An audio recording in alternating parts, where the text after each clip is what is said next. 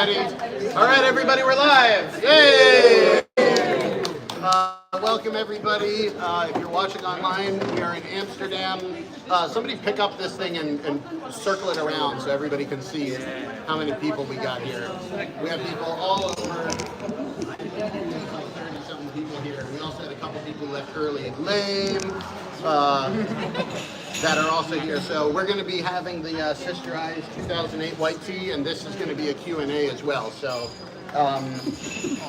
for just a little introduction for people who may not have been here when I first came for the first introduction, we could get that just straightened just a little bit. Perfect.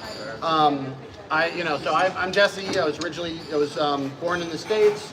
I took Chinese in university, and when I went and studied abroad in China, I got really into learning Chinese, and I took these really intensive language classes where I had to study 100 characters a day, and every day we had to take a test on the 100 characters we learned yesterday, and did that day after day after day after day for a long time. But a result of it was that I was able to learn Chinese, and I spent 9 years living in Beijing doing Chinese comedy professionally. So I was a Chinese comedy writer. I apprenticed to a master comedian named Ding Guangquan to learn a traditional type of Chinese comedy.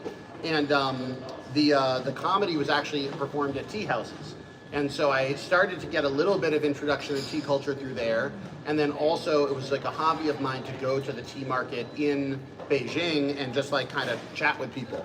That was a really great way to learn Chinese and also practice jokes. And then I just found I was learning more and more about the tea whenever I would do shows in a part of the country that had a tea, that people would grow tea or they had tea houses or some sort of tea history. I would also be like a part of that. Here, can we move this over there? And slowly I kind of made friends with all these tea farmers, and I had tea as a hobby of mine, and it was only after COVID when the borders closed and I couldn't travel and I couldn't perform, and it was, the world kind of shut down. I was in the United States, I was drinking tea every day, and I started thinking like maybe I should make some videos about this and actually share it with everybody, and to my great surprise, it has led to 30 people surrounding me in a cafe space in Amsterdam as we all make tea together. And we have like 5 or 6 people who are pouring tea over here that are making the 2008 Sister Eyes white tea. Have you guys started yet? Feel free to start off. What do you guys think of the first steeps here? Short answer, yeah. Well, yeah, it's good. It's like good stuff. I love it. Yeah, it's really nice. The here we can pass around the smell here is just really nice. The aged white tea is hard to get a hold of white tea that's this old. A lot of it's kind of already been drunk up, but it's good to do. We're going to be doing a Q&A with everybody here, so we may take 1 or 2 questions from you guys, but in general, this is for the people who have showed up to the actual live. So, very cool. So does anybody have a tea question that they want to start out with? Just feel free to, maybe raise a hand and shout them out. What's your favorite tea? That's a good question. Favorite. I would say, one thing I really do like is that if you get a little bit of a tea collection, you don't need that big of a tea collection, but if you got 4 or 5, 6 different teas, enough that you're not drinking the same thing every day, that can really be like, for me, it's like every day I wake up and I know I'm going to have tea today. I kind of have a feeling of what do I want. I mix it up a bit. I'd say if I had to really pick the raw pu'er and the aged white tea are kind of up at the top for me. But I really like red tea. I went to Taiwan in January and got a whole bunch of oolongs for the site. I was drinking oolong for like 2 months. So I think that part of it is like, whatever tea is the right fit for today, that's like the right fit for today. But overall, I'd say I lean a little bit heavier into the pu'er, the white tea, and even the red tea, and I have maybe a little less oolong and yellow tea and green tea. I have my green tea kind of all in the green tea season, and then through the summer, and then when the fall comes, I don't drink as much green tea. But it's a little bit of everything. What about you? What's your favorite? For me, I would think the story of like a milky oolong is the one I really like a lot. Yeah. But if I had to say, I think it's probably a jasmine tea. I like a jasmine tea, and also I really love matcha, like Japanese green tea. Yeah. but it does have, it's so strong. Yeah. Like today I had like a matcha first since 5 days, and it was it was like There's a lot. like drugs. It was so strong. Yeah. Delicious. It can, the matcha especially, like, some of the matcha can be very, very like bold, especially if you have like tea leaf tea and then you make a thing of matcha. It can be a lot. But you know, it's tasty, so it's definitely a good thing. I would say jasmine. Jasmine my favorite. Jasmine's good. And of course, like old-fashioned mint tea with honey. Yeah. That's also good. Yeah. Whenever I have like, if I'm not gonna have Chinese tea, I wind up having a lot of like mint tea, because it's like, if I go to an actual tea shop, unless it's like really a hardcore specialty tea shop, I have better tea in my suitcase or in my backpack than they have.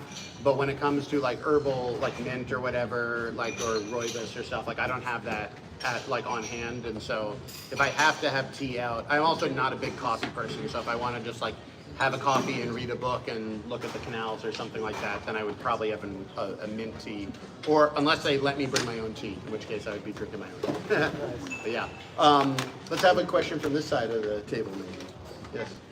What is the one tea that made you fall in love with? Well, it's a great question. What's the one tea that made me fall in love with tea? Here you go, by the way. Cheers. Give you guys a little bit of a recharge. I would say for me, it was, I think it was probably the first time I had like really good show pu'er at the tea market in China.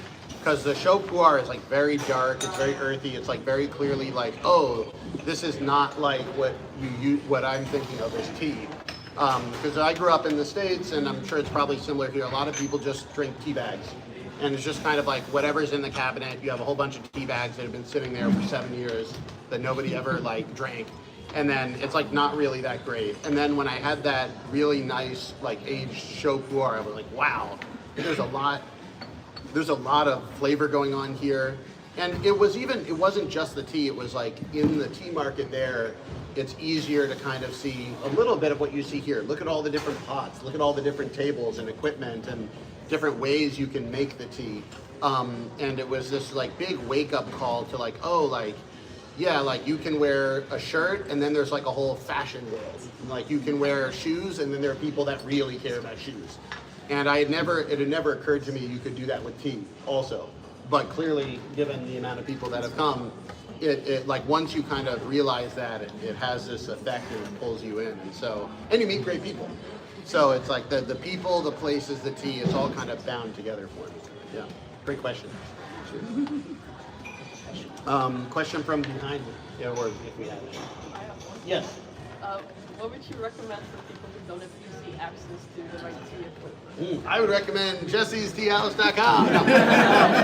No, so the tea equipment, we're shipping stuff over. Hopefully the tea equipment will be here in the EU by December. And then that will make it a lot easier.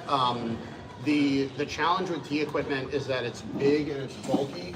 And so a lot of, and then also to export it properly, there's paperwork you need to do. A lot of Chinese websites that sell stuff like USB cables or whatever, they all airship them one at a time over from China. It's really bad for the environment, and also it just leads to everything being more expensive. And then there are whole product types like tea tables where they really just don't do them at all because it's too much. It's like the shipping is too expensive, the market is too small. I'm hoping that opening the warehouses will make this a lot easier.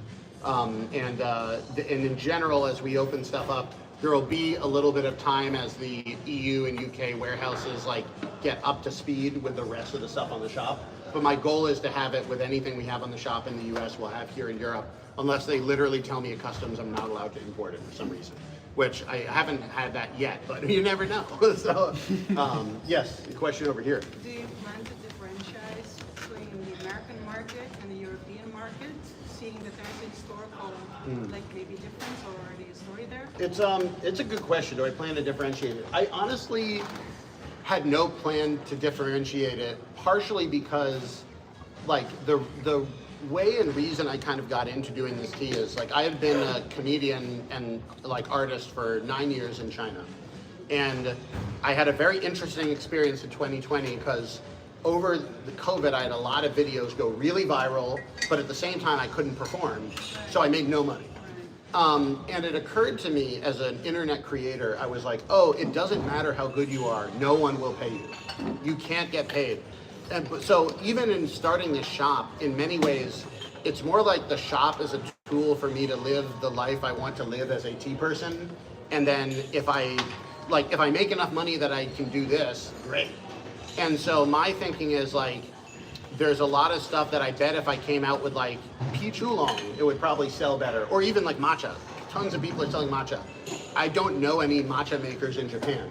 So it's like a tea person who knows the tea people and who like, you know, half of the fun for me is every year I get to fly to China and meet the farmers and catch up with everybody, and a lot of these relationships I've had a long time. For me, it's like, I kind of want to do that, and then I hope that enough people also want that will make this work. So that's kind of the hope. But if you have any ideas for stuff Europeans might like, you know, maybe the Americans would like it too. Maybe it can start from here and go there. Or the other way around as well. So yeah, great question. We had a question over here and then over here. Yes. I would like to continue building on your answer here. Yeah. A while ago, you mentioned something about doing trips to China Yeah. and doing guided tours there, or I don't Yeah. know the entire setup you had in mind. Mm-hmm. Did you already have more in mind on that, or is that still something in consideration? I really want to do it. I've been trying to think about the right way to do it because initially I was like, oh, I'll do this. This will be easy. And then I was like, oh, you're starting a whole tour company. That's a lot of work. And the challenge with I've looked through a lot of the tour companies is like, to make a profitable tour company, you need to lead lots of tours. But if people are doing it because they want me personally leading the trip, I can't do like 10, 12 tours a year. I might be able to do like one. So I'm thinking like maybe that's just the answer. Maybe I just do one. Maybe the answer is trying to help set up like a kind of like do-it-yourself tour where like I can connect you to my people. If you fly to Taiwan and you bought the trip or whatever, I'll help you find like everything from like the Airbnb to like people to drive you around to the mountains to like hang out with friends of mine that can translate. Another possibility I thought of is maybe doing something like a Willy Wonka golden ticket. Like once a year, I'm gonna pick one person that bought something and like I'll bring them. So like that way it's like, I almost would rather find a way to do it for free and like use it as a marketing thing, and as long as the person who's coming knows it's a marketing thing and they're okay with being on film and stuff like that. But also that's a little bit closed, and it's like I'd like it to be something where everybody can really apply. So thank you. There we go. Thank you. So I am thinking through that. Do you have any suggestions of what you think would be good? Well, personally, I was expecting something. If you were gonna do this at all, that would be the first option you mentioned. Yeah. I think like once a year, you take, I don't know, maybe 10, 15 people sign up. Yeah. And you Yeah. do a guide like that kind of thing. Yeah. And then once a year or whatever works for you, because I can't imagine you having the time to do it like monthly. So something like that would be cool. I'd immediately sign up. Yeah. Oh, that's good to know. So, That's good to know. I would. Oh, the other idea I had was like taking a time that was like maybe like a 2 or 3 week period where it would be like, that's the time I'm gonna be in China. If you want to come, just tell me how many days you're coming. I can't give you an itinerary, but like I'm gonna be doing tea stuff for 3 weeks anyway. So every day we're either going to be drinking tea or going to somewhere like, you know, hanging out. And then like, if you want to stay for 5 days, you can stay for 5. You want to stay for 9 days, you can stay for 9 or whatever. And then have it kind of be like more of an open, there might be people coming in and coming out. Dude, that sounds perfect. Yeah, I think that would be fun. The big challenge is like, if I do like a tour, I feel like, I have to tell people exactly where we're going. And that means a lot of stuff that honestly in China is very hard to plan. You tell people ahead of time, we're going to be there on Tuesday. You know, if I tell like a tea farmer, like, are you free on Tuesday, you know, May 23rd? They're just going to say yes. They'll say yes, but then they make no plans to actually be free then. Right. Like a week before you come, they'll be like, are we actually free that day? Oh, no, we're not. Hey, do you want to come over on Monday? But I already sold a tour telling people what we're doing on Tuesday. But if we don't do that in the real world, if we don't go there on Tuesday, we could go there on Monday, or we could go there on Wednesday, and on Tuesday we could do something else. Yeah. So it actually isn't that hard if people are flexible, but it's like, but it can be kind of difficult if I have to tell people months in advance. Right. Also, certain things are worrying to me, like allergies. Like if somebody has an allergy that I don't know about, and then we're in the mountains 7 hours from a hospital, like I would need to at least do some basic research on knowing emergency situation, what happens, and you know, have to say like, hey, if our driver drives us off a cliff, I'm not responsible. I'll be dead anyway. So like, you know, I'm going down with you. So. But I think that would be a lot of fun. Yeah. It really would. I just need to I need to pick one of these plans and just try it once. I think the no itinerary one is the most viable one. Yeah. I don't like, personally, I don't know about Yeah. other people, but I don't like itineraries. Yeah. It's also like, I think it's like when I go on tea trips, like with me and my tea friends in China, this is kind of how it works. It's like, Right. okay, we're gonna be there for like 4-ish days. But if it rains, maybe 5. Or if like we kind of feel like we're done with it, we'll leave a day early. Yeah. And then like, you know, there's a lot of driving, but on the other hand, like in Yunnan, you just kind of have to be in the car for a while. So I was thinking Taiwan also might be a good place to host a trip, because Taiwan, the island, is smaller, and most Americans and Europeans can get into Taiwan visa free. Right. Whereas the visas are actually, it's not actually, for Europeans, it's better than Americans now. They're like free, I think like 3 months, I think? yeah, it's like 3 month Something like visa that, yeah. free Yeah. going to China for many Europeans, which is better than it's ever been. Yeah. It's like a recent change. But for the Americans, it's going to be whatever, $180 visa fee, and probably have to, like, you know, hold their hand through that whole process. So another option, and I'm interested is what people think about this. It's not something that I've looked into too much because it could be sensitive. But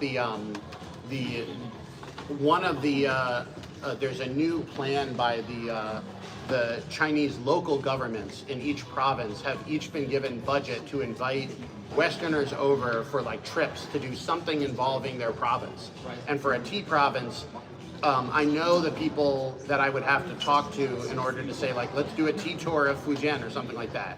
But then if we're getting money from the government, I would need to disclose, like, how are we going to disclose, like, hey, we're getting paid, like we're getting X from the government, and in exchange they want what?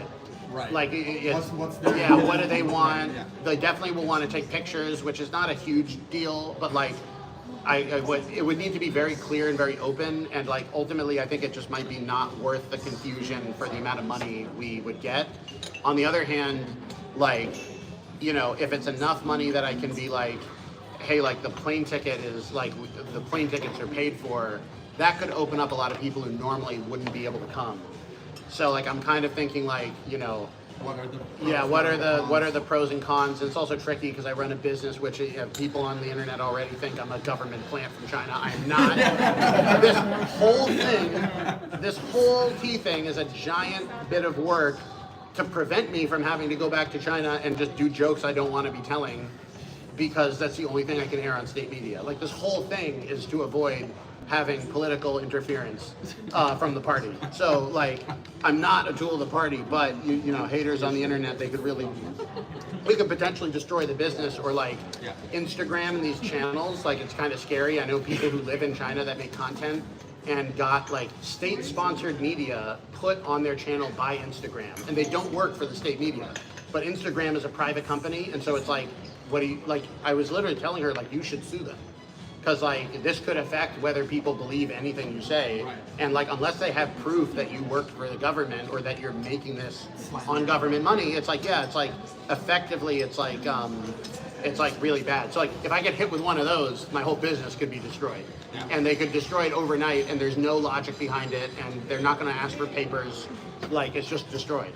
So like I'm a little bit worried about getting anywhere near the government, probably for good reason. That being said, like, the cultural exchange is something that the government wants to do, and I think that's a good thing. I think like they should be helping people kind of learn more about tea and Chinese tea culture, and it's like I'd much rather have them spending their money that way than some other way, you know. So it gets complicated, but yeah, great question. If anybody has any ideas about the trips and stuff like that, feel free to let me know at some point also.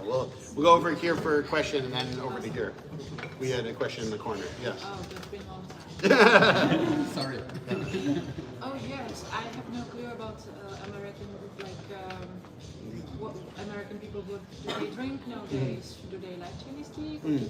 What are the favorites? I think for Americans, like a lot of Americans just know kind of tea bag stuff. I think that the American tea culture, the interesting thing about the American tea culture is that there's a lot of immigrants from all over the world.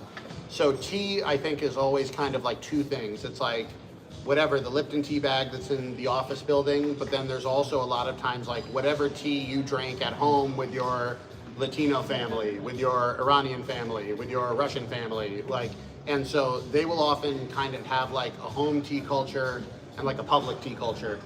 For people who really like tea, also blends are really big. So like, I found like a lot of Americans will have like, you know, I think it's the same in Europe. Like, I have a joke. It's like Westerners love adjectives. They want to know that it's like, you know, cherry, vanilla infused, you know, organic, like, you know, as many adjectives as you can. And it's kind of, or I've found a lot of like what they would call like fandom blends. They're like, I like Harry Potter, so this is Harry Potter blend. This is Severus Snape blend or whatever. That's a little bit different from this, obviously. For the Chinese and kind of like better tea scene, we've actually found a lot of people have been coming over from coffee. So like the type of people who are gonna have a temperature control kettle and they bought special equipment for their coffee to make it by hand, I think they understand that like, oh, if I spend time and energy on making the tea well, just like if I spend time and energy on the coffee, it brings it up, it's more of an experience. And so I think a lot of the people that we found have been like starting up this are from the coffee scene. And then they might just be like, coffee is too much for me, I don't handle it well. Like it's, you know, the tea, the caffeine from tea is absorbed in your body differently than coffee. So for coffee, you get like a spike and a crash. And for tea, it's not just caffeine, it's L-theanine, it's a bunch of different chemicals, but you go up slower and you stay longer and you go down slower. So, so the result is it's actually better for most like modern life, I think, like long sustained focus. It's better for that. And then also culturally, to be able to have people over for tea, it's like it's a good social thing to do. So yeah, so I think that's kind of where the Americans are at. So what about here? Do you have who do you think is getting into tea from in the Netherlands? I lived there just for 2 years, so Okay. I don't have much. Yeah. Like about Dutch people, we are really international people, and our groups, like tea groups, are usually half of them are from Eastern Europe. Yeah. Historically, Yeah. more interested in tea, and other, not many Dutch people. So like so I guess we got all the Dutch tea people here. So like, but very cool. Very cool. Awesome. Thank you so much. Question over here. Well, Or we have one new guy and then we'll go back. Yeah. Yeah, actually, I also just remembered when you mentioned coffee and tea. I actually have a bit of a secret for like exams which are coming up. You have 4. Go for it. Thank you. What's the secret for the Yin yang. exams? Maybe you've heard of it. In Hong Kong, they sometimes drink yin yang. Then you have The yuan yang, the half coffee, half tea mix. it works. Does it work really well? I'm running for 6 hours long. I'm just like You're lazy there, from you're an ready, exam. ready for it. Gotta stay ready. hours of sleep, I'm fully full of it. The yuan yang was or the yuan yang. I guess they call it yuan yang cafe cha. I don't know what they call it, but the they sort of mix. They'll mix in Hong Kong. They'll mix black tea with coffee. And they do like a combination and milk, I think, as well. Yeah, it's a night chocolate. Yeah, it's like a type of milk tea. So I usually do 1 or 2 shots of espresso, depending how bad it is. A bit of milk and just fill up the rest with a strong bag of tea. But my question was like, do you have any plans for like local partnerships here in Europe? oh, great question. I think do we have plans for local partnerships in Europe? I'd really like to. I mean, this trip is really my very first time in almost all these countries. Before here, I was in Italy, I was in Rome, I was in Florence, I was in Venice, then I went to Copenhagen, Hamburg, Berlin, here. Originally I was going to try to hit Brussels and Paris, although that's not going to happen now. It's just this trip was too crazy. And then I'm going to London and Oxford. So this is my first time doing like tea stuff over here. I would love to have had local groups to work with during this whole trip. The challenge is that tea is a little bit tricky because the tea places are very protective of their audience. And I also can't like put all this time and energy into opening up a business here and then send all the tea people to some other tea shop. So I need to find places like, we had great, University of Copenhagen was really nice. The universities I think could be cool. If I had known I would have had 40 people showing up, like I would have prepared like a show. Like I would have done like a history of tea, sort of like, you know, a lecture type thing in addition to making the tea. Like, you know, universities could be a good option. Maybe like art museums or like art, like even like fashion, like clothing stores, maybe anywhere that has a place where we can make tea or that would work with them. I'd be up for it. Yeah, I actually was. I was the one who researched for the CSA EUR. Oh yeah, nice. And the thing is, when I talked to them inside, it was a bit weird because it seemed that they did not know anything about Kung Fu Sha, which I was like, Really? Yeah. I walked in and like mentioned it. I did speak in Dutch, but the guy was like, Kung Fu Sha, what do you like? I was like, you're the one. You're the tea people. Yeah, you're from the association. Like, what do you mean? It's hard. Yeah, it's hard to. You know, I think one of the reasons that I have maybe been successful in sharing tea culture broadly is like, you need to really care about the tradition, but you also need to remember that 99.9% of people, even people that really are tea people, may not know the style that you're making over here. Here we have a hand over here.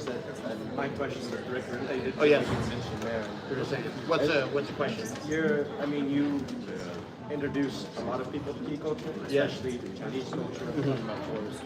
And as somebody that loves that culture but is not from it themselves, how do you walk the balance between education and respect and the people that you bring into the audience? Yeah, it's a great question. How to have that balance. A very interesting thing related to this happened last week in the US. I don't know if it's been viral here, but it's been viral on my media. There was a company in Canada that went on their version of like Shark Tank, you know, the TV show. They pitch entrepreneurs. And it was like, it were these two non-Chinese people that started a boba brand. And then they had, do you see this? And then they had Liu Simu, like Simu Liu, the actor, who was like, this is kind of weird. We have these non-Taiwanese people making a boba brand. And the backlash was so great that the brand was destroyed immediately. And that stuff is kind of terrifying for me because on one hand, it's like, these are the right questions to be asking, but the challenge is kind of on two sides. One side is to do the culture well, which is its own challenge. There are people in China that spend their whole life just trying to do the culture well with no attempt to share it outside. Just doing it well is already a full-time job if you really want to do a culture well. The second half is that there's a lot of people that in each different country have their own views about what the right way to do the culture is. But all of these people, by definition, are not from that culture. So they're usually coming, I think, from a good place, but also they may or may not have the tools to be able to detect who's actually doing it well. And so when I do this, I mean, I try to be as open as possible about who I am and who I'm not. So I'm not a tea master. I'm a tea drinker that knows tea farmers, that speaks Chinese well, that makes videos and cares to share the culture. But I'm not an authority in the sense that I'm not like a graduate from a tea academy, or I'm not claiming to be like, oh, I'm the representative of Yunnan in America or in Europe or anything like that. And so I think it starts from being who you are and who you aren't. So, but what I am, I think, is like, I'm a guy that lived in China 9 years. I really care about it. I work directly with the farmers. If this is not enough, then we should just say that like you just straight up have to come from a very small amount of tea families in order to be engaged in tea culture. Because in reality, from somebody who's not from the Chinese community, I've basically put in as much time and energy as you can.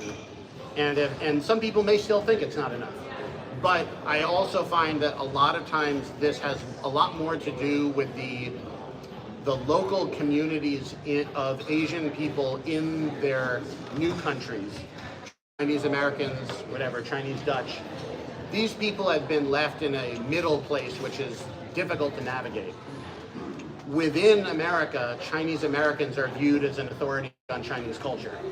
But in China, Chinese Americans know very little about Chinese culture compared to the Chinese. So they're kind of, in some ways, screwed on both sides. Because if, like, for instance, like the idea of like the Chinese Americans who went to school and then had people laugh at their lunches now, and now they see people selling $100 plating menu of the thing that was like they got laughed at. Like, that's messed up. But on the other hand, as an American that lived many years in China, I couldn't go to China and be like, you guys have to laugh at my baseball jokes. Like, no one's gonna laugh. It's just they're not there. So you have to start where the people actually are, and the fact that people are interested in spending more money and more time on the Asian cultures shows, I think, a general true interest in trying to learn better. And so I think as cultural ambassadors, the goal is always to kind of proceed from respect, to say, you know, this is one of the reasons why, you know, the question over here, am I making adaptations for the European market? I actually, in many ways, think part of the way that I can be respectful to the Chinese tradition is by making no changes outside of, like, what I personally would like to do as a tea person. Because when I look at my tea people over there, that's what they do. They don't, like, you know, they don't, like, even within China, they're not like, you know, how do I get more people in northern China to drink tea? Like, they're not coming at it like that. They're like, this is good. I think if you make it this way, you will have a reaction to it, and then you kind of let go of the reaction. You have to see where it goes. So, yes, question over here. We're fully right on the water. Oh, can we get? Can we ask the staff for more water? Can we get some water? Yes. Yes. I don't know if that answered your question. But like, yeah, it's a difficult question to answer. I think that one last thing on that point is like I think that I like the idea of recognizing that, like, a Chinese tea person who lived in China their whole life and comes here is different from a Chinese American or Chinese European that grew up here, is different from someone like me. And all three of these, I think, there has to be some path towards sharing culture for all three groups, or else it creates a lot of conflict. That's when you get those sort of like really BS people, like, you know, like, you can't be racist against blah, blah, blah, because, like, you're in power now. Like, this is like very low level thinking. And it happens though when people feel blocked. Like, they feel like there's a gatekeeper and they can't get through. Now, maybe traditionally these groups have been the gatekeepers, but they don't see it that way when when the things get flipped. They start feeling the reaction, and a lot of people have defensive reactions to culture when they're not allowed to kind of experience. And so that's why, in general, I like, you know, keeping the shop as an open place. I like keeping the tea house as a place where, like, I really want to do this event for free. You know, like, even if it means me just paying rent to the place so that we can have it for free, I'd rather have it be open. I don't want to make it a thing where, like, you know, you have to pay 88 euros for a tasting menu in order to experience tea. I would much rather have this be open and hope that when we do open our warehouse, some of you guys remember and get that. I'd rather figure out a way to do it that way, because I think it's better for the culture, and I think it's better for, I think ultimately it can be better for the business too. So it's a mix of all these things together. But yeah, great question. So through your whole journey through China and, like, the experience with tea, like, what are things that you were really surprised by that you didn't thought of, like, when you were going through that whole journey? Yeah, great question. What are the things I was kind of surprised by on the tea journey? One is just like how many types of tea there are. Like, even within the Chinese 6 main types of tea, the Chinese 6 main types are red, green, white, dark, oolong, and yellow. But even within that, every village might have their own specific style, and the you know, different mountain it'll taste different year it'll taste different. Same batch of tea made by 2 different processors will taste different. So there's kind of this like endless well that you can learn. And I've always been attracted to stuff like that, like comedy, Chinese language. Like, these are things you never get to the end. You never like get funny and then it's over. You know, you never, like Chinese, it's like even Chinese people are still learning Chinese. You want to go back and look at ancient texts, it's hard. You know, there'll be characters from 2,000 years ago that you can read, but the pronunciation has changed over 2,000 years. It's like impossible. Like, you need to be a true scholar to do that. And similarly with tea, it's like, you know, you can even see in how we do this, Sister Eyes 2014-15 Ancient Tree White Tea. This is not a name that any business school would have approved of. You know, like, that's a horrible name for the product to go on Shopify and have this brick of text. But it's like, but for me, it's like, yeah, I'm going to lose some people because it's not accessible. But on the other hand, if you just make a little bit of an effort, you'll see that that's a good name for the product. And if you're not willing to make that effort, you're not going to be able to make tea well. So it's a little bit of a balance there. But this allows me, this type of naming, I think it allows me to show that sort of how many types of tea there are. Anji red tea, you know, whatever. Dui Dui's Lao Banzhang white tea. It allows me to kind of show that thing that surprised me, which is like, wow, there's like thousands of these types of tea. And also, the more I learn about even Japanese and Taiwanese and Indian teas, it is really unique to China how many varieties of tea there are, because the place is so big and it's been doing it for so long. Whereas, like, you know, even in India, it was taken there by the British. They've been growing tea for like 200 something years, but there hasn't been a domestic tea market in India of high quality where the Indian people are driving up the quality. It's been mostly for export, and so as a result, it's kind of more extractive. Whereas in China, like, I have to fight Chinese people for this tea. And that's part of the reason it's expensive. It's like, it wasn't like I'm not getting the tea that they were sending over anyway. So that's one of the reasons my teas tend to be a little bit more expensive, although hopefully the prices are still reasonable. I try to keep it reasonable. It's also a way of paying homage, right? Yeah. Like you're saying you're just keeping it so open. So this is what it is. I try to, and I think that's part of the key of how to do the culture well is by saying, like, we can have a disagreement over whether you like Sister Eyes 2014-15 white tea or whether you like another type of white tea. But if you call the tea, you know, you call it oolong blast, like, I can't argue with you about, like, there's no productive conversation about whether oolong blast is better than oolong bomb. You know, like, what are we doing here? So this is, I'm not, like, you know, hating on people that give the tea an odd name, but it's one of the things that I think, going back to the question about how to do culture well, when I take the traditional culture as a backbone, if somebody asks me a question, I don't know the answer, I'm like, that's a great question. And I bet somebody in the last 2,000 years has thought of this and has an answer for you, and I can find it. I don't need to make stuff up. Whereas with a lot of this new marketing of culture, I think people are like, matcha tastes good and people will buy it. So what if we make matcha this, matcha that, matcha whatever? And when you do that and somebody asks you, why did you make this product? There really isn't that much of an answer other than, I thought it would sell. I thought it would sell. So if they ask you, is this a traditional way of making the matcha? It's like, no, and no. Like, there's really kind of nothing underneath it. That being said, you know, innovation is very important, and so I choose to try to find people that innovate in a way that's more within the tea culture. Like for this is the Hainanese yellow rosewood. This is not tea leaf. This is not Camellia sinensis. It's the leaf of the Huanghuali, the yellow rosewood tree. But what these people have been doing, they're innovating within the tea field. They're taking the leaves of the yellow rosewood tree, but they're picking them by hand like they're tea leaves. They're withering them with tea equipment like they're tea leaves. They are kneading them like they're tea leaves. They're roasting them like they're tea leaves. And so the end product, it doesn't taste exactly like tea, but they made it in a traditional way you would make a tea because they actually care about tea culture.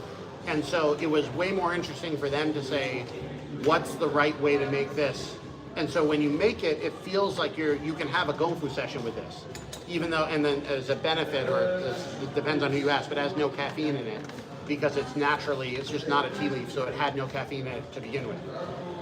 And one of the reasons I worked with the people that are making this is they showed me their launch event where they had like Gongfu tea makers making the tea for people with gaiwans and tea tables, and they had a guzheng player off to the side. It was not like all right, we'll meet in Hollywood and have like a bunch of influencers come over and like talk about how they love matcha or something like that. So like, I was like, these people are kind of coming at it in a way I like. And so that type of innovation I think is great. Whereas if people are like, oh, we did the research, Westerners like blends. We did the research, Westerners like XYZ, and we're just gonna get good quality tea leaves and put them in with the blend. I'm like, that's okay, because at least you're trying to get people better tea, but sooner or later you're gonna cheat, because it's way cheaper to get bad tea, and if you're blending it with all this stuff, and the reason people are buying it is because you're doing no cultural education, and you're just going to where people are immediately, and you're just trying to squeeze whatever you can get out of it, like, ultimately I think those things are kind of doomed to failure. And those are the sort of companies that I'd be worried about doing the culture wrongly, because they're kind of starting more about from the other side. It needs to be balanced. Like, I can't be like, oh, I don't care what Westerners think at all, this is what I'm selling. I have to take some account in, but I try to do that in things like packing the tea in 50-gram tins, because in Taiwan, nobody would pack less than 150 grams, and I just spend literally 5 weeks looking for packagers, because they were like, that's not enough. And I'm like, by the time it gets to the West, it's expensive, blah, blah, blah. They're like, but they'll run out. I'm like, no, I know, they can get more. And they're like, and like, that sort of closed thinking, I think, is not helping tea get to the West. Because if you had to buy 150 grams at once, then a lot of people would never even try it. But like, you know, we're always trying to figure out a way to like do it, innovate, but kind of do it right. So, great question. Any questions from over here? Yes? I don't think you're selling any yellow teas. Not yet. I have one good sample from the farmers that do our Moganshan green tea. Moganshan is actually more famous for its yellow tea. The challenge is it's expensive, so I've been trying to think of next year whether I should modify my subscription to be like 2 teas, but you get more or higher quality tea instead of 3 teas a cycle, or whether I should just pack people like 40 grams instead of 50 grams, but it's like, it doesn't really save me that much money to give them 40 grams or 50 grams, or whether I should just make less money on that tea if I do it. Because I really want to have that yellow tea, it's really good, but even a starting end yellow tea is expensive for the West, and so, and there's no point at all in having a bad one. Because like, you know, if I go so cheap that I'm like, I wouldn't even drink it, then I'd rather have like a good white tea that I can get at that price than a bad yellow tea that I kind of have to drink every day and be like, like, you know, and like pretend to like it. So, but I should have brought the sample with me, although it probably would have been gone now given how many people are here. But the yellow tea is like green tea with a little bit more like a twist in there. And so it's like, if you like green tea and the sweetness and the freshness, but also kind of just like there's not enough flavor there, you wish there was more flavor, that's where yellow tea is a good fit. But it's hard to find a good yellow tea at a reasonable price. So, My favorite distributor only has yellow tea season. oh yeah, Yeah, they only do it in the spring, because otherwise you can't get it. The other problem is the amount. I found a yellow tea that I wanted. It was the price I wanted. And I was like, I'm going to do this. I'm going to get it for the subscription. And then I was like, oh, can you get me 200 kilograms? And they're like, we have 20. I'm like, oh. I'm like, what about next year? And they're like, next year we could maybe make 40. So I was like, it just doesn't work. And so the challenge is also now, especially with the European market, the testing. Everything has to be tested. Everything has to be tested. If you do a tea, I really can't do things the way I did in Europe, the way I did in the States, where like it's a little bit looser. Where like in the beginning, it's like if you the law in the U.S. is if you ship the tea over loose and pack it in America, there are different rules for importing it versus if you have it prepackaged. So in the beginning, when I was just starting, I was able to like buy like 5 kilograms and see if people like it, and then I can buy more. But now it's like if I commit to doing a product, I really that has to sell. Because we have to do all this upfront work just to be able to sell, and it's I think generally good, because it means that, like, you know, even though I know the farmers and even though I've inspected a lot of the farms, like, you never know. Send the things in to get the chemical checks and just make sure there's nothing there that is not unexpected. That's a good thing.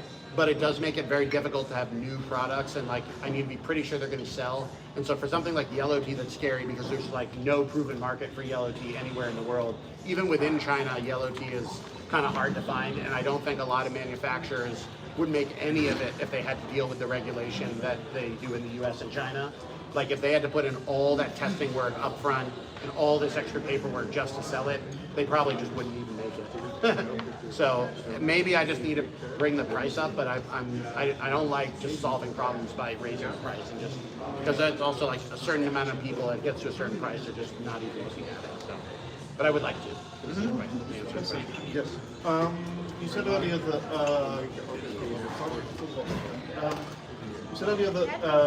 here in the West we sort of seem to like our adjectives in terms of tea with additives, as it were. Yeah. But you yourself sell, for example, tea in oranges. Yeah. There's a relatively reasonably well-known sort of tradition of jasmine tea. Yeah. What are the sort of, I hesitate to say word more authentic, because I mean, the things that you're more commonly seeing in China as additives to tea. I mean, I've heard of Santos, I've heard of that sort of thing. They do. So the traditionally, tea in China, one of the reasons you have so much variety is that tea means many things to different people. The emperor drinks his tea one way, and if the emperor drinks it this way, the court's going to drink it that way. And if the court drinks it that way, the regular tea houses in the city are going to serve it the way the court wants, and blah blah blah all the way down. So so this means that you have a lot of things that vary from the way the farmers themselves drink it all the way up to a fancy tea house in say Beijing or Shanghai. And even today, when there's no emperor, there are versions of people that are the tastemakers at the top of society, and it goes down. So. The tea orange, for instance, was a regional style drunk by the locals in the area where they grow the oranges. And so this is a thing that has a tradition, but it only really became a market product, I'd say like 15 years ago or 10 years ago. So that's the sort of thing I kind of look for when I'm looking for innovation. I'm like, what's something people have actually been doing for a long time, but it just maybe wasn't a big market product, or maybe it was like jasmine tea as well. People have been actually aromatizing tea with jasmine for a long time. And so when I sell my jasmine tea, I was like, what are the ways that the people who really do jasmine well in China do it? And so I found that the thing that they do is that they aromatize the tea with the flowers. So they'll lay all the tea down, and they'll take the fresh flowers that are picked that day, and they'll put them on the tea, and overnight the aroma from the flower goes out of the flower and into the tea. And then the next morning they replace all the flowers with new flowers and leave it overnight again. And so within the Chinese tea scene, the number of times and the quality of the flowers are what dictates kind of how nice the jasmine tea is. So the jasmine tea we have on the site was aromatized 4 times. I went to a very fancy place in Beijing where they aromatized it 9 times. You could tell the 9 was better than the 4, I think, but it wasn't like crazy different. I think that 4 was the right number for us because it saved a lot of money, and it's But a lot of the Western jasmine teas, though, however, are not actually aromatized. They're sprayed with a jasmine-scented oil. And the reason is because if you go to a tea shop, they can put it in your face and you're like, whoa, that's like so jasmine-y. But then the problem is when you pour hot water on it, the oil just dissipates. You drink the oil, you have one really intense steep, and then it's gone. And for Westerners that are making a big mug or a giant pot, they can kind of get away with this. But if you want to drink it Gongfu style and have better quality stuff, it really helps to have the aromatized stuff, because what happens is the jasmine kind of soaks into the flavor of the tea. And so we had a black jasmine, liu bao on the site. I have a Yangchun snow jasmine on the site. It has that much better way to do it. Recently, osmanthus is one of those local styles that in the areas where they have the osmanthus flower, they're doing that. I know a farm that we may be working with in the future. I actually met them before I started the company, and we haven't ever bought anything from them, which is kind of funny. But they grow their tea trees and osmanthus trees next to each other. So the trees are communicating underneath through the roots in the soil. And they believe this also lends, like whatever's in the osmanthus tree comes into the tea tree, whatever's in the tea tree comes into the plant, then you mix them together. And at the very least, it's like a cool concept. But there is a lot of, at least folk wisdom. I've heard many tea people from all over the country say, yes, the plants you grow next to your tea do affect the flavors of the tea and affect the flavors of the flowers. And it makes a lot of sense to me because that's how nature works. Like, we think of these things as separate because they're above the ground and we see this. Most of a tree is underground. They probably think of themselves as underground animals that pop up a little bit. So that sort of thing I think is really cool. And so like if I were to look at like a new tea and say like, is this somebody I want to work with? I'd be asking these questions like, hey, are you aromatizing these teas or are you spraying oil on them? Are you like, how do you grow it? Why are you growing it? What was the inspiration for this flower and this tea? And then and we're also trying to do our own innovation a little bit. Like we are talking with farmers that make the oranges, and I've sent samples of Sister I's tea and of other teas that are on the shop to try to make our own tea oranges where I can control the quality of the tea. And then this is also more important when you get teas that are trendier. So the teas with the adjectives tend to be easier for new people to pick up. And it also means that as a tea merchant, you can kind of cheat. Because if you're selling to newer people, you could have like a really fragrant orange, but then put like crappy tea in it.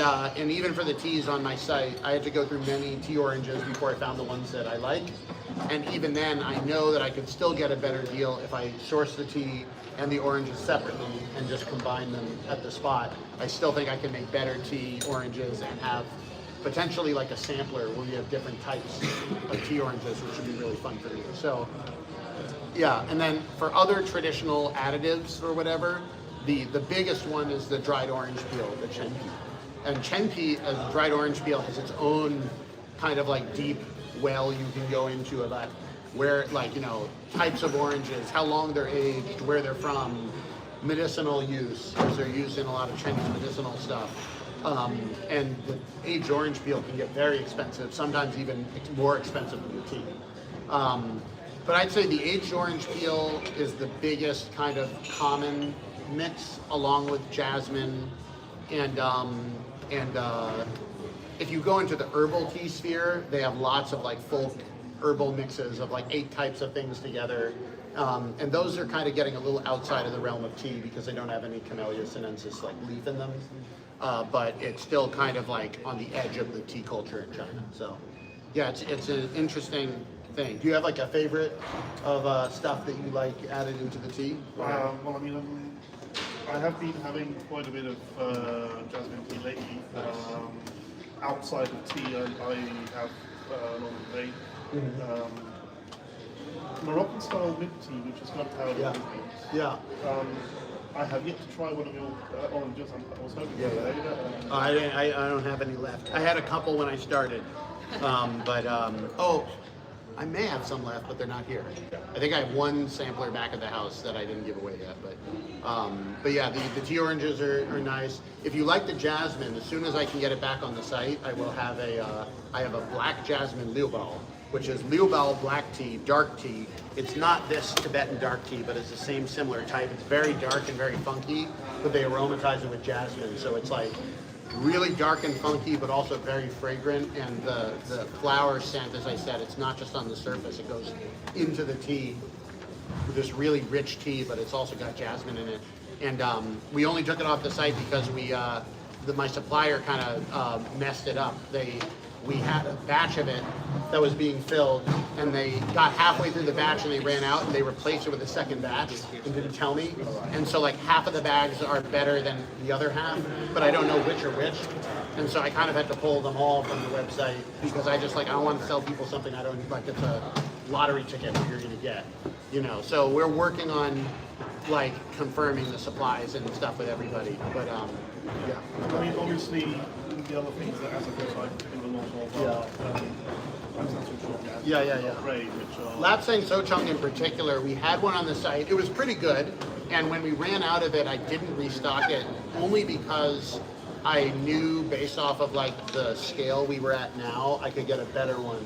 So I'm actually looking potentially in doing like kind of better versions or different versions of teas that have maybe already been on the site. So like we have a Chimen red tea that comes in the sampler box, but next in November 1st, we're going to be launching a premium Chimen, which is better than the one we had before, I think, and I can get it at actually a little cheaper than the one I had before, and it's better. So Lapsang Sochong is, again, we might wind up having like a premium Lapsang Sochong that comes on. The challenge is it's just right at the edge of like where I can't afford to pay for it in the subscription, and those are the only teas I can get at scale. So if I don't get in the subscription, I can't get the scale. If I can't get the scale, I can't get the discount. And so it's kind of this like chicken and egg thing. If the company were 5 times bigger, I would actually have more options to choose from, but we're not there yet. So it's we're doing the best we can. Do you see much use of magnolia? Magnolia flower.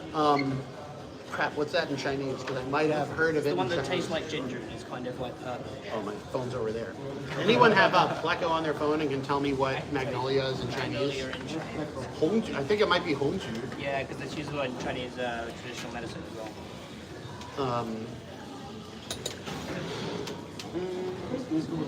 Oh, Yulanhua. Yeah, I have seen recently Yulanhua. Yeah, because I see it. I have. Some people have started to scent their tea with the magnolia. We have a woman in Beijing who does her own herbal tea mixes that we're thinking of working with. Part of the challenge, though, is like it's not super traditional to blend more than one type of thing. Like you'd have one flower aromatizing one tea. This is kind of the traditional way to do it. But she makes stuff that's more like 5, 6, 7 things blended together, which actually they're not bad, but they're kind of getting out of the traditional style that I like personally. And so like we're working with her, like she has the magnolia client, like contacts, she has the tea contacts. We're kind of asking her to simplify it and go back a little bit more traditional because she has all the stuff we need. The other thing I need to figure out about Europe specifically is whether there's any like different laws. Like for all I know, one flower, they have different laws from another. It doesn't make any sense, but maybe they do. And so like I need to figure out how to balance this with like the way that the paperwork is done, which is really frustrating because like I'd rather not balance it, but I also don't want to break the law. So we have to balance these things. Figure out a way. Yes. I have a question for you. So I find your story very interesting about how you think China would stand up comedy and stuff because my dad is an actor. Oh, cool. And I've studied acting my whole life. Nice. And I'm working on becoming a film actor right now. Nice, awesome. And so something I approached, so I was in China like 1.5 months ago. Yeah. And something I discovered was in China, if you really want to know the culture, if you only speak English, you're not going to taste anything of it. Exactly. So what do you think of learning about the Chinese Thank culture? you guys heading out? Yeah, thank you guys for coming. Thank you. Appreciate it. So what do you think about learning the Chinese culture? Because now I'm thinking about maybe I'll study a little bit of Chinese. Yeah, or, I don't think know. if you're an actor or an artist of any type, the best part about this is like it really is a lifelong thing. Like I've talked to lots of artists. I live in Hollywood. I know a lot of actors and like people who really get good. They've always lived interesting lives. It's never like somebody in their room reading a book and then they like learned how to act better. It's oftentimes not even people that just endlessly do shows.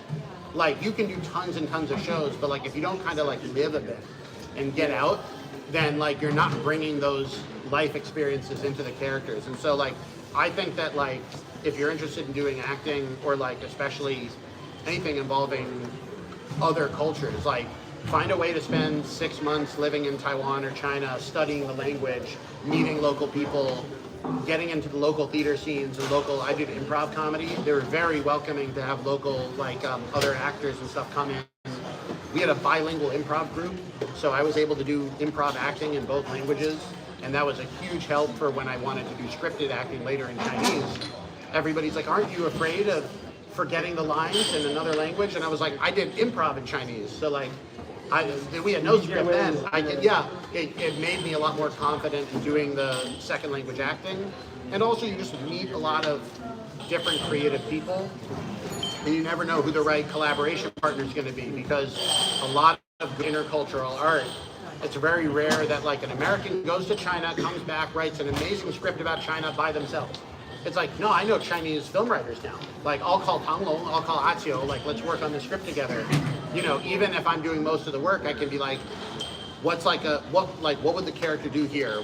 How would the character say this? What's a good motivation? Now you have local people to work with, and again, if you only speak English, you can only work with the English language speakers who, I won't say it's better or worse, but they're already in the scene, kind of. So you can't access 95% of the artistic talent if you don't speak their language, usually. It's a little bit different, I think, in Europe, maybe because so many people speak English. Yeah. But when you get further out, like Asia or China, it is really cool to learn the language. There's a bunch of scholarships you can look into that have free or highly subsidized degrees. And even if you go for an undergraduate degree you don't need, but they're paying you to be there and you get the visa, yeah, you could always not finish the degree. And it's it probably won't matter anyway to have a second undergraduate degree from a Chinese university anyway. Or go for a master's. There are places in China where you can get a free master's. Maybe if you go to what they would call a second or third tier city, which are still really interesting places and probably better for your Chinese because fewer people speak English, there might even be an acting university or an acting academy that will give you a free ride to go and learn how to perform. I know that the Beijing Film Academy has scholarships, and the Beijing Film Academy also has an English language program in China, which I think would be less interesting than doing it in Chinese, but better than nothing if your goal was to get there. So yeah, I think you should definitely do that, and that gives you more people to collaborate with, and when you come back, you have different contacts than everybody, so you're not fighting for the same gigs. Exactly. You're not it's more of a 1 + 1 = 3 rather than there's only 12 acting gigs in the Netherlands and the same people get them. Mm-hmm. It's really I live in Hollywood now. My biggest leverage is that I have different experience from everybody else. Everybody else went to NYU for acting school, and then they got to Hollywood and they took improv class at UCB, or there's everybody has the same resume. And on one hand, it's harder to get in if you have a different resume. On the other hand, nobody can fake, you can't fake it. Yeah. And there's a lot of fake-o people that are the resume looks good, but they don't have the experiences to back up the acting. And if you actually have the experiences, it can be really, really good. So, do you think there's a difference between Chinese style acting and Western style acting? There is in China specifically, because China was isolated for a long time from the rest of the acting and arts world, and so they have a lot of Soviet, Stanislavski style acting technique that was taught there. And then also, even now in the modern age, they're still isolated because of their lack of Western media getting in, and also the lack of Western acceptance of Chinese film. So you have stylistic differences. It's a little bit different. I kind of find I have to it's interesting for comedy in particular. I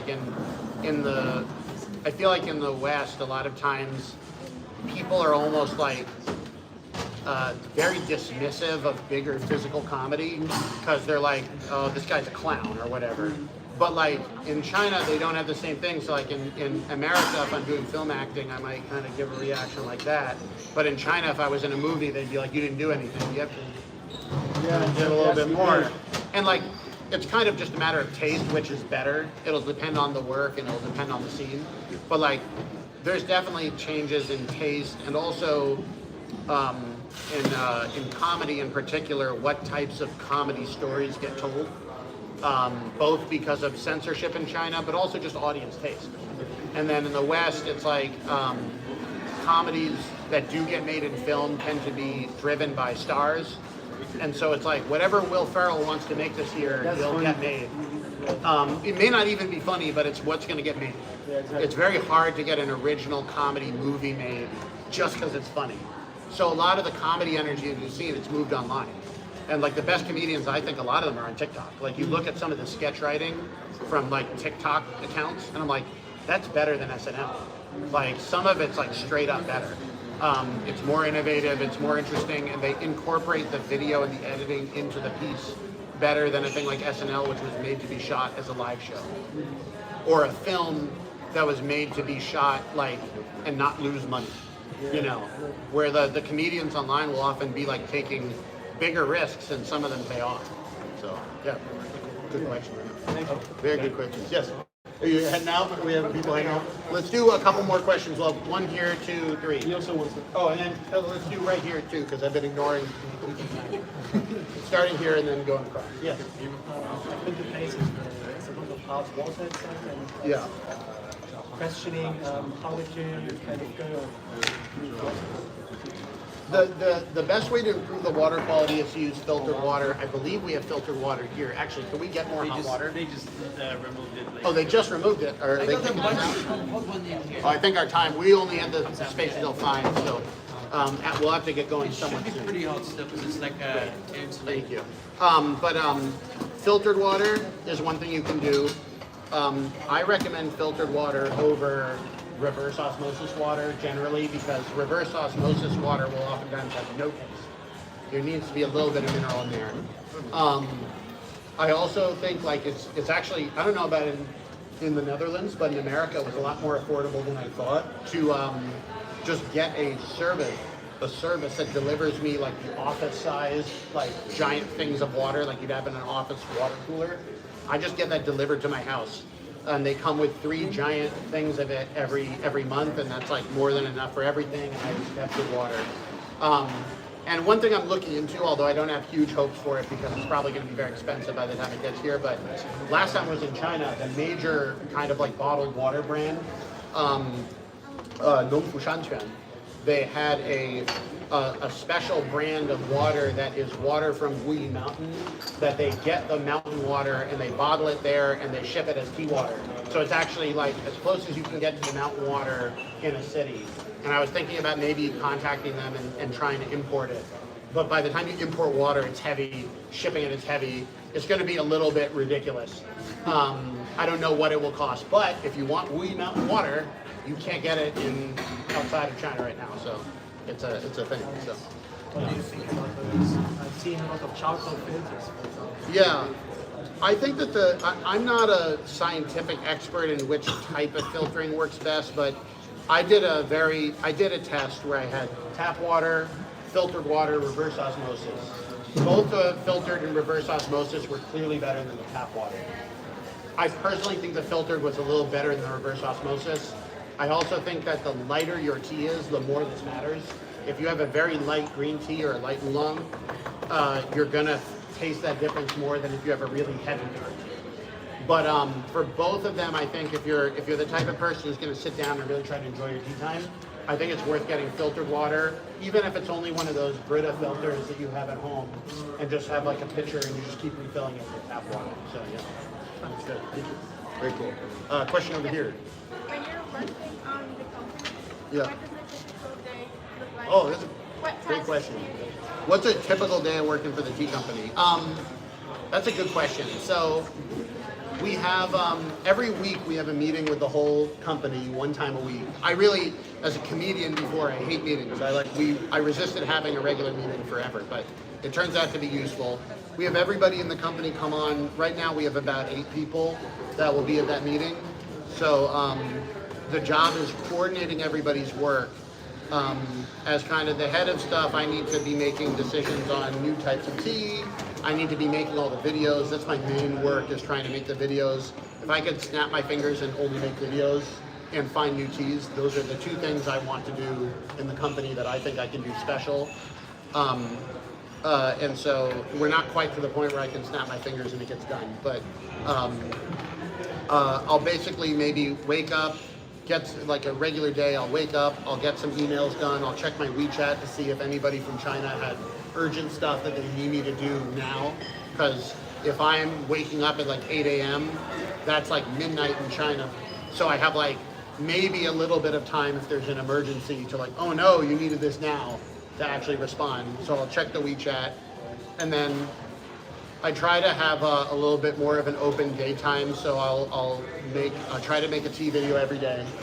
If I have a chance, I might also work on a script for like a longer video, or do a live stream if I really have time. And then in the evening, around 5 or 6 p.m. is when people are waking up in China. So if I need to talk to Claire, who's the head of my China team, about anything, I'll give her a call then.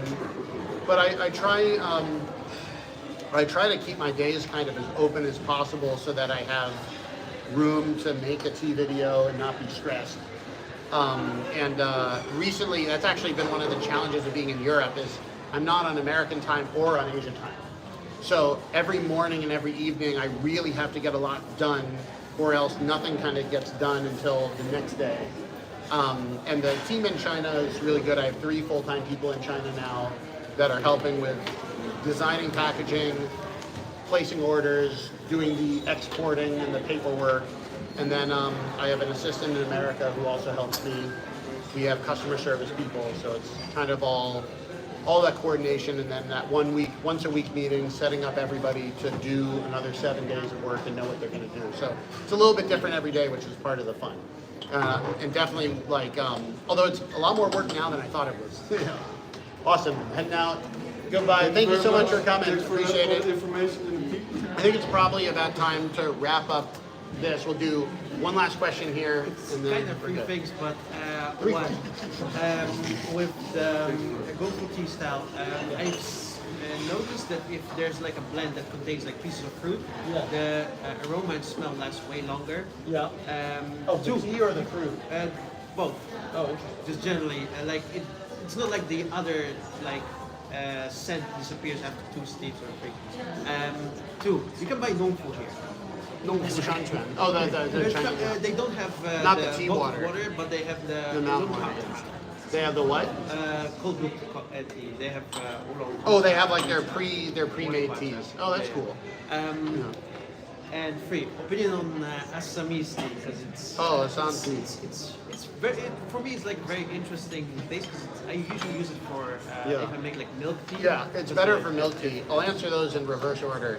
The Asamica variety that grows in India and Sri Lanka, this tea, and in Kenya, this is the variety that was taken by the British and planted in all the colonies. Because it's naturally more tannic and more like, it's kind of a little bit more blunt. Like it's like a punch. So it fits better with like milk tea or sugar or like the ways that people make tea in the West.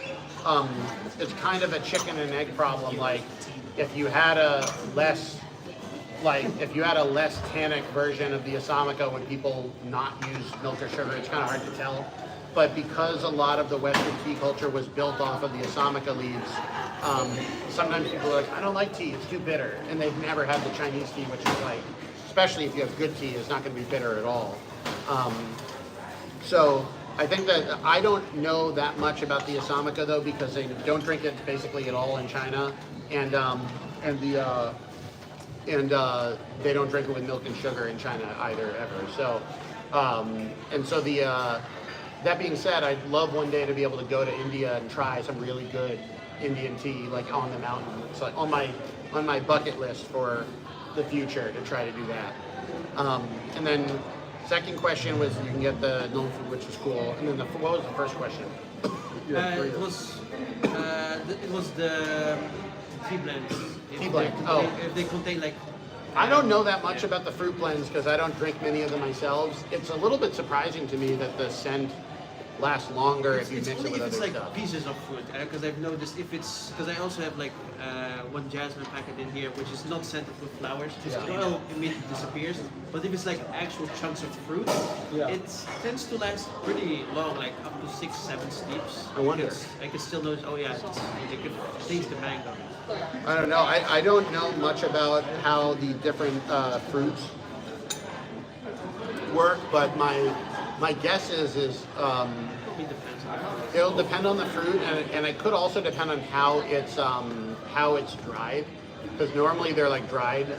But like I have heard that flash freezing fruits means the scent and flavor is protected better than like air drying them. So like the faster you get it completely dry, the better, but then if you have it too high, it cooks. So that's why the flash freezing is the best way to do it, because they'll take like nitrogen, like very, very cold liquid nitrogen or whatever, they'll flash freeze it, and then that way all the water evaporates, but it was never cooked. And so I had some fruit teas, which we didn't put on the website, even though I think they were really good, fruit tea samples, just because like it's just fruit. It tastes good.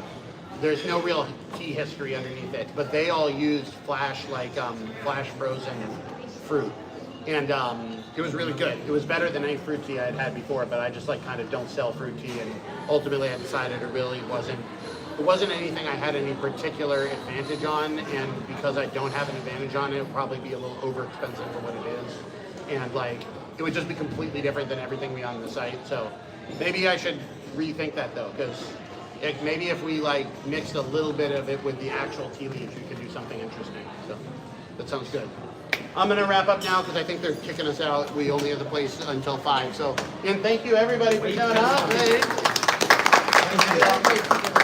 Yes, sorry. Oh, yes. Make sure you have all your kettles and your stuff that you brought with you. For last update on the warehouses, my goal is to have the tea equipment available this winter for Christmas purchases. If you want to get gifts for friends, please help out. And the tea will be coming soon afterwards, as soon as we can solve the papers. But in general, like, I'm really touched everybody came out. It was like we had so many people here for tea. We blew out the electricity. That's a total flex. I'm very excited to see where it goes in the future, and I'm here to stay in Europe. So I'm glad that you guys came. So thank you so much. Have a good one. Thank you. Yes, this one is yours. Thank you so much. Question, could you help identify what this is? This is a Dao. It's a brand called Puyi Tai, which is actually a big brand in China. They're also famous in China because they have Ordered in Shanghai last year. yeah. Forgot what it was. So. Yeah, it's a Da Hong Pao, so the Wee Rock Tea Oolong. Okay. Should be good actually. Yeah, It's pretty good. And 10 grams in there, so you could make one giant steep, or you could separate. It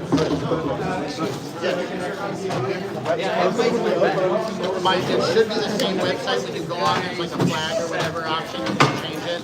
In the middle, it's going to be a little bit confusing because we're going to have like some things will be available in Europe and some won't, which means like on the Europe site, a lot of them will be out of stock. But you'll be able to go onto the American site, but if you get stuff from the American site, it will all ship from Europe. So it's going to be a little confusing. I still don't know the exact details, but if you're in the WhatsApp group and if you're on the social media, I'm going to try my very best to communicate how it's going to work.